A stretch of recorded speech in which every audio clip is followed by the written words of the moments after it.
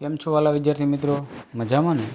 આપણે અગાઉ આપણે સૌ જાણો છો કે સંસ્કૃતની અંદર ધોરણ 9ના આ 5મો એકમ જે છે શુભાચિત વૈભવ એના સંસ્કૃત શ્લોકોનું ગુજરાતીમાં ભાષાંતર અનુવાદ આપણે કરી ચૂક્યા છીએ.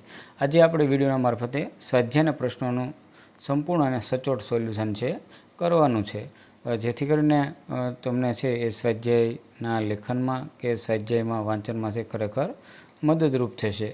તો આપણે એ ઘટના છે એનાથી પરિચિત બની એ માટેના આપણે સંપૂર્ણ પ્રયાસો છે કરવાના છે. તો વધારે સમય લેતા મિત્રો જોઈએ આપણે આ સ્વાધ્યાયના પ્રશ્નો. એ પહેલાં હું ગોળીકિયા પ્રવીણભાઈ આપ સૌનું હાર્દિક સ્વાગત કરું છું.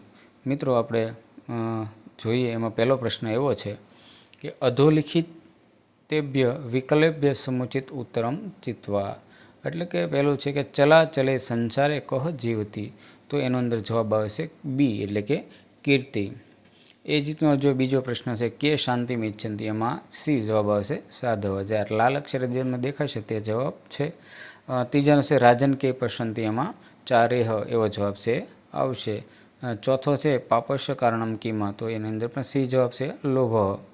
અને પાંચમું જે છે એનો જવાબ આવે છે દંતે. ત્યારબાદ બીજો પ્રશ્ન છે કે અધોલિખિતાનામ પ્રશ્નનો ઉત્તરનો સંસ્કૃત ભાષાએ લિખિત, એટલે કે સંસ્કૃત ભાષામાં ઉત્તર લખો. પહેલો છે જડાય કી દેયમ, તો ઉત્તરમ છે કે જડાય જ્ઞાનમ દેયમ.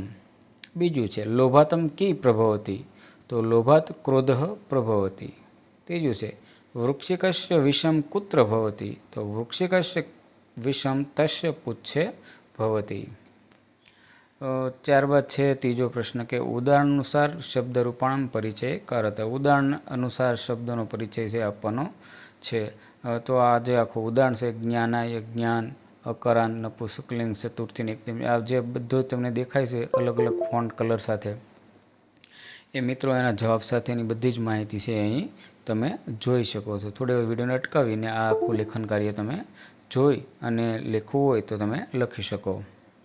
ત્યારબાદ ચોથો પ્રશ્ન છે કે અધોલિખ્યાતાનામ પ્રશ્નાનામ ઉત્તરાણી ગુર્જર ભાષાએ લિખાતા, એટલે કે ગુજરાતી ભાષામાં ઉત્તર છે એ લખવાનો છે. એમાં પહેલો પ્રશ્ન છે પાઠકના કેટલા ગુણ છે? તો આપણે જાણીએ છીએ કે પાઠકના 6 ગુણ છે. મધુરતા, અક્ષરોની અભિવ્યક્તિ, પદોનો છેદ, સારો સ્વર, ધીરજ અને લય. બીજું છે કે દરિદ્રને શું આપવું જોઈએ? તો દરિદ્રને ધનનું દાન આપવું જોઈએ. ત્રીજો છે કવિ બાંધવ કોને માને છે? એટલે કે જે ઉત્સવ પ્રસંગે, સંકટના સમયમાં, દુકાળ વખતે, શત્રુઓ સાથેના યુદ્ધમાં, રાજદ્વારે અને શમશાનમાં આપણી સાથે હોય તે એને કવિ બાંધવ માને છે. પાંચમો પ્રશ્ન છે કે સંધિ વિચ્છેદ કૃતો, એટલે કે સંધિનો વિચ્છેદ કરવાનો છે. ઉદાહરણ સાથે દાખલા કે ચલાચલ મિદમ, તો એનું છે કે ચલાચલમ પ્લસ ઇદમ. બીજું છે વ્રણમિચ્છંતી, એટલે કે વણમ વત્તા ઈચ્છંતી. અને ત્રીજું છે પદચ્છેદસ્તો, એટલે કે પદચ્છેદ પ્લસ તુ, આવો છે એનો જવાબ છે. છઠ્ઠામાં છે કે શ્લોક પૂર્તિ કૃત, કેટલીક પંક્તિઓ આપેલી શ્લોકની એનો છે આપણે પૂર્ણ કરવાનું છે. પેલું છે ચલમ વિતમ, પછી ખાલી જગ્યા હી જીવતી, એટલે કે ચલમ વિતમ ચલે જીવિત યૌવને, આ એનો જવાબ છે. બીજું છે કે ચલામ ચિદમ સર્વ કીર્તિવરહ જીવતી. બીજું છે દરિદ્રાય ધનમ ચ ભોજનમ, એનો જવાબ છે કે દરિદ્રાય ધનમ દેયમ જ્ઞાનમ દેયમ જડાય ચ પીપાસિતાય પાનીય સુધિતાય ચ ભોજનમ, આવો એનો જવાબ છે બને. તો આ રીતે વિદ્યાર્થી મિત્રો આખો સ્વાધ્યાયનું સંપૂર્ણ સોલ્યુશન આપણે કરી નાખ્યું છે. આવા જ વિડીયો જોવા માટે તમે મારી સાથે જોડાયેલા રહો. અને હવે મળીએ આપણે એક નવા જ વિડીયોમાં. ત્યાં સુધી દરેક વિદ્યાર્થી મિત્રોને આવજો.